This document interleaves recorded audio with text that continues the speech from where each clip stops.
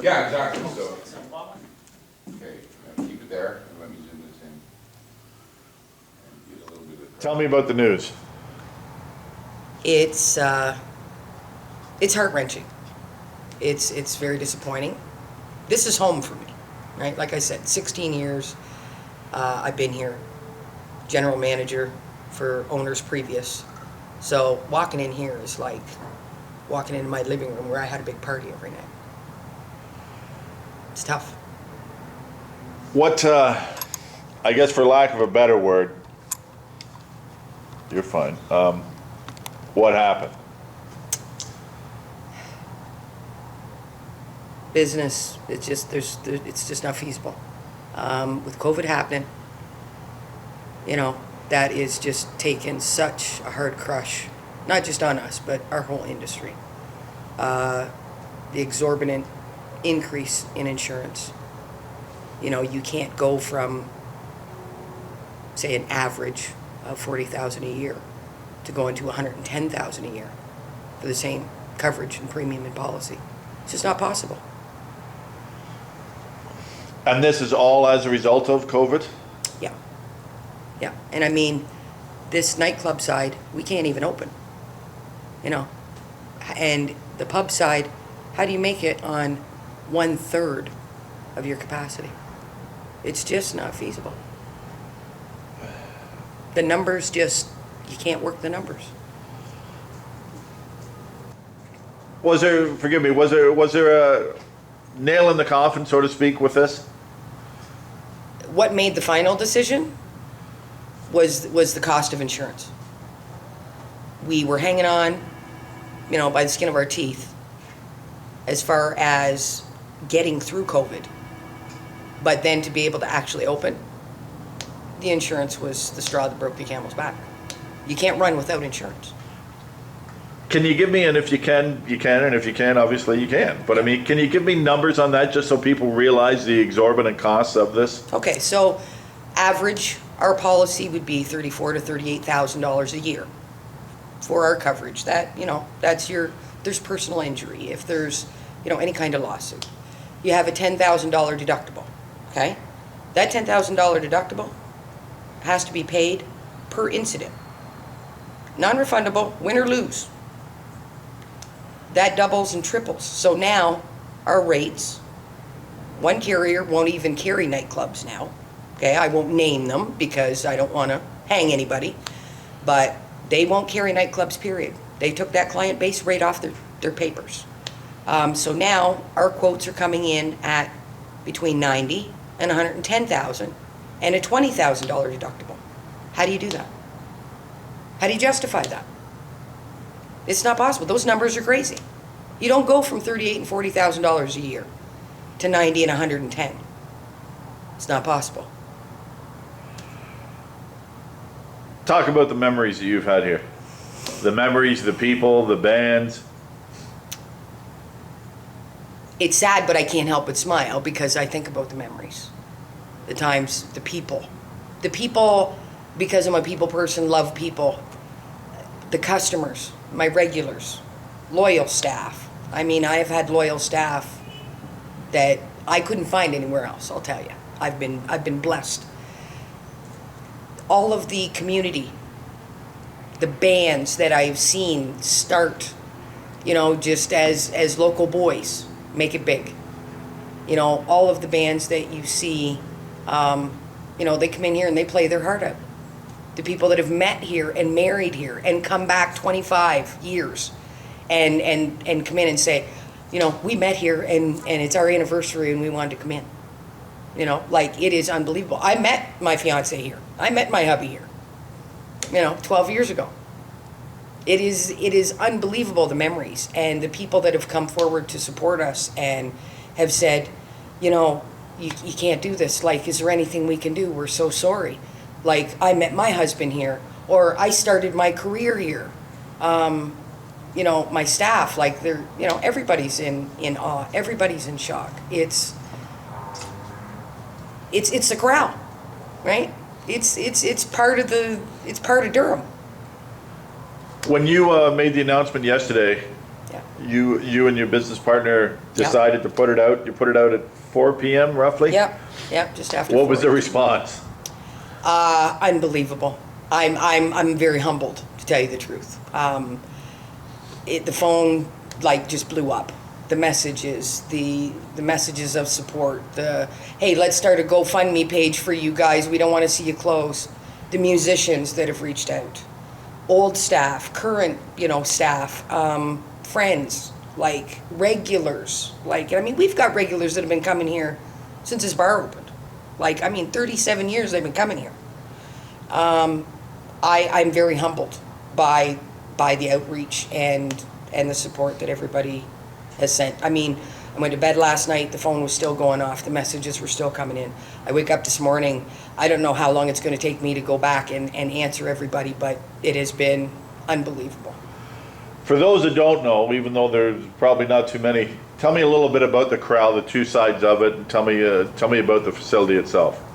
So at this point, we're a 600 capacity venue. For many years, it was just a 418 capacity venue. For the club side and all the good years, it was just over 3 years ago that the previous owners had built the pub side, and it's just under 200 capacity. But it has hosted many musicians, weddings. I've done a wedding here, catered weddings, bachelor parties, bachelorette parties. So it was just that atmosphere that everybody wanted. And the weddings that, we catered here, they were longtime regulars that wanted their wedding in this bar. So we did it on a Sunday.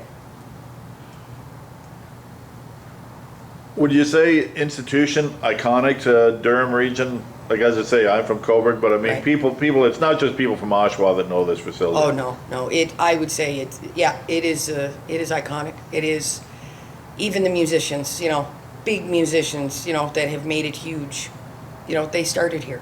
And people came out to see them, and people have been coming here for years. So it's part of the structure of this area. But, I mean, we have regulars that come up fishing every year from the States. Come up every year, know them by name. They come in every year on their nights that were, available to come in. And they still come. How many staff? 50. Is 50, that right? right from bussers to DJs. That's a lot of staff. And that's a lot of staff that are out. And I feel bad. I mean, I know there's nothing I can do, but personally, I feel for every one of my staff because they were loyal to me. They were part of the structure here. Your staff are a big part. And this place was hopping. Yeah. Lineups. Oh, yeah. Yeah. Yeah, we were just getting ready for our big St. Patty's Day bash, the week that we had to close. And for that to happen on a Tuesday night, a ladies' night here, we knew we were going to be jammed. We knew. We had just gone through reading week and everything else prior to closing. And I mean, the lineup was right down the parking lot and out to the actual sidewalk. Yeah, and I mean, Durham College, all, the kids that we've hired over the years from the college and the university, well, they're working at school, they're working here part-time. It was a really good relationship. Let me ask you this. Is it anybody's fault?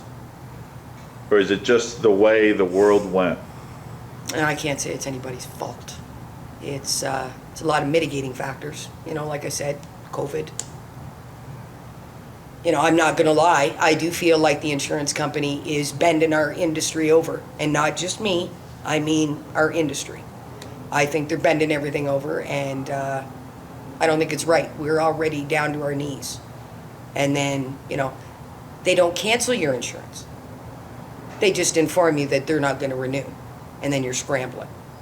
Guy in Peterborough, same thing. 7 in Toronto, same thing. It's rough times in our industry.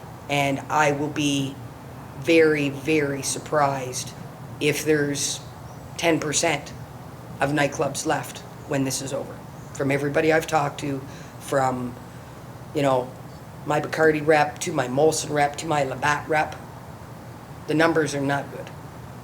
Tell me about the history you've had. You've been here longer than Cindy. Yeah, many years ago I was a DJ, and one of the bands couldn't show one night, so the owner at that time called and asked if I could DJ for them. So I came, and they didn't let me go. Tell me about your history with the Corral. You've seen it grow. Yes, I mean, it was hopping when I first came here, and I was blown away by how wonderful this place was when I walked through the doors. It has its own energy or something. When you walk in here and you see all the people and the music and the ambiance around here, and you feel the energy. There's this energy that happens here, and I was just mesmerized by it. And it was always a dream that, wow, I would love to own this bar one day, and it happened 2 years ago.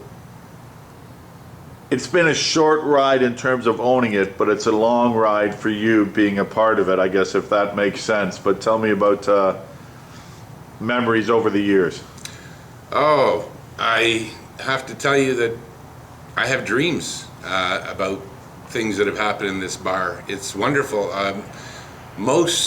Many of my personal relationships are from this bar, friends and just people. Everybody that I know seems to be related somehow to the Corral, and still to this day, when I was getting messages last night from people saying sorry to hear about the Corral, I say yes, but that's how I met you, and that's nice. It's been such a big part of my life. Did you think when COVID first started that this is how it would end? Oh, I had no clue how bad it would get, but nobody else did either. Nobody had a clue that 2020 was just going to, suck. That's the big saying, 2020 sucks. We didn't have a clue. Where does it go from here? Back to retirement, I guess. There's so much outpouring from people about where are we going to go, what are we going to do, what are we going to do on Tuesday night. Ladies' night was a big deal here. I would love to be able to open up another Corral, the Corral 2.0 or something, but I don't know. I don't have a crystal ball. If I had a crystal ball, then I wouldn't have stuck around when COVID came, would I? What are you going to think when you close, when you lock those doors for the final time and walk away? A few tears, a few smiles? Oh, definitely both. It's very sad. It's sad that, I spent 37 years working in a utility to retire, and then 1 month later come and buy the biggest bar in the area. I don't even know if it's one of the biggest country bars in Ontario, besides maybe the Ranch or something, but it's a big deal. Everybody knows about the Corral. What am I going to do now? Do I go back to retirement? I don't know if I can answer that question. I'd like to do something. I have a lot of energy. I've got a lot of motivation, a lot of enthusiasm. We've made a lot of friends with the bands that have played here and clientele and so on. I mean, it could happen, but do you think the world is going to be the same anytime soon? And I'm from James Barker Band, and the Corral was one of the first bars, if not the first bar, that we ever played as a band together. Got our start here, so a lot of memories here. Tell me about that a little bit. Tell me about, do you remember, your memory is great by what you were speaking of that. Tell me stories. Tell me about a few of the stories that you can remember about the Corral. Just from meeting my bandmates here back in the college days. So this would be James even used to live in the area, not anymore, but we used to always come down here and drink together. We have our booth over there that we'd always used to sit. So, and again, playing here Tuesday, Friday, Saturday for those 2 years when we're trying to cut our teeth in the music industry, it was good. We were able to build up a solid fan base in this area, and that's what I guess brought us to maybe having the success we have today. So, what were your thoughts when you heard about it yesterday? Yeah, yesterday I saw the post go out, and it was terrible just because, from knowing Cindy for a long time, myself and the guys, I just reached out and sent over our, condolences, or we were just really sorry to hear about the bar closing down. And I thought it'd be cool to come by on Tuesday because of the iconic Tuesday night ladies night. So came by, saw Cindy just to catch up, and we took some photos around where we used to have our little spots here. So What if you remember? Do you remember when the last time you played here? I think the last time we played here, we had our EP release party. We recorded a CD at Taylor in our band's studio, and it was the first time we ever recorded music together. And we were doing the CD release party, and we had a big release party here. And I think we have the photos. We're gonna post them today of like the line, and that was crazy. So. Tell me about the line, because you mentioned that to Cindy. Tell me about the line. Yeah, it would wrap all the way around the building, like down to the parking lot. So I guess the neighbors across the street probably didn't like it, but we. How was it like for a venue to play at? What were the crowds like? What was was it with the stage and that? It seemed like they're close knit, so you Yeah. could get a feel for it if you can Well, expand. the crowd was always right in your face, which was the best part, because you felt like you were in like a mosh pit kind of, and the dance floor was either dancing, it was just packed. It was just line dancing, anything you could name, and just to this day, still probably some of the rowdiest crowds we've ever played in front of, and like that's going from Europe, the States, anywhere. Like this and like the Key to Ballot were probably the rowdiest crowds we've had for the country audience. So yeah, That's in a good way? a bit of both, but luckily that Corral had their security to. So you got your legs here more or less on what to Yeah. expect in the future. Yeah, exactly. I guess to expand on it, how's country music been with COVID? It's been a little bit. It's been different, and it's a tough time for a lot of people in the entertainment industry. We're getting by. We've been releasing new music, being in the studio more, taking some time away, but we're able to connect with our fans now with social media through whether it's Instagram, Facebook, and all that. But I know just not for artists, but even for like the stagehands, tour managers, everyone part of the industry, like it's tough times. So we're just hoping that it gets better eventually. So. It's a different world if you can talk about just for everything, like not only for music, but it's just a different world for everything. But when it first came down the pipe, so to speak, did you expect to see it going where it has gone?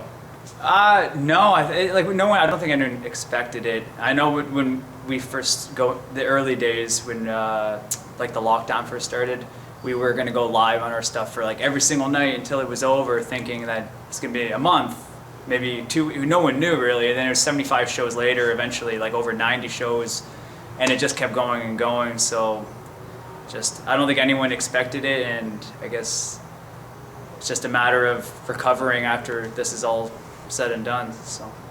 Last question, just talk a little bit about the Corral and I guess what you'll miss, and this is your last time here. Yeah. Honestly, there's just so many memories, and like the thing that I take the most is just the memories made with like my band and my friends. Like we grew up in this bar of our college days, and the amount of acts that we would see play at the GM Center, which is now the Tribute Community Center, I think so. The amount of acts that we would see play there, and then we'd come here for the country after party, and we would play the country after party most times, but played here with some of my best friends in the band, even my best friends from high school. So just a lot of memories just made having some beers with your buddies here. So we're gonna miss this bar. So.